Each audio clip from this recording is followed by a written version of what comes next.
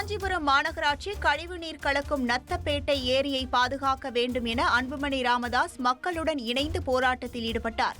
காஞ்சிபுரம் சட்டமன்ற தொகுதியில் நடைபயணம் மேற்கொள்ள வந்த அவர் முன்னதாக நத்தப்பேட்டை மற்றும் வையாவூர் ஏரிகளை பார்வையிட்டு ஆய்வு மேற்கொண்டார். அப்போது கலெக்டர் மற்றும் மாநகராட்சி அதிகாரிகளுக்கு ஏரியின் தண்ணீரை குடிக்க கொடுங்கள் என ஆவேசமாக கூறினார். காஞ்சிபுரம் மாநகராட்சியில் உள்ள நத்தப்பேட்டை ஏரியை பார்வையிட வந்த அன்புமணி ராமதாஸிடம் மூதாட்டி ஒருவர் ஏரி குறித்து தனது ஆதங்கத்தை வெளிப்படுத்தினார். அன்புமணியை தற்போதுதான் நேரில் பார்ப்பதாக கூறிய மூதாட்டி அவரை செல்லம் என்று கொஞ்சியது சிரிப்பலையை ஏற்படுத்தியது.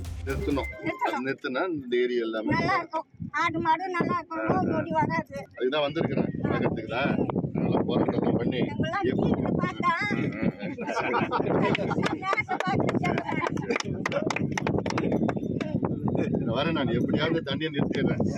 காஞ்சிபுரத்தில் கழிவு நீரை இந்த ஏரிக்கு வரது எப்படியாவது நிறுத்திடுறேன்.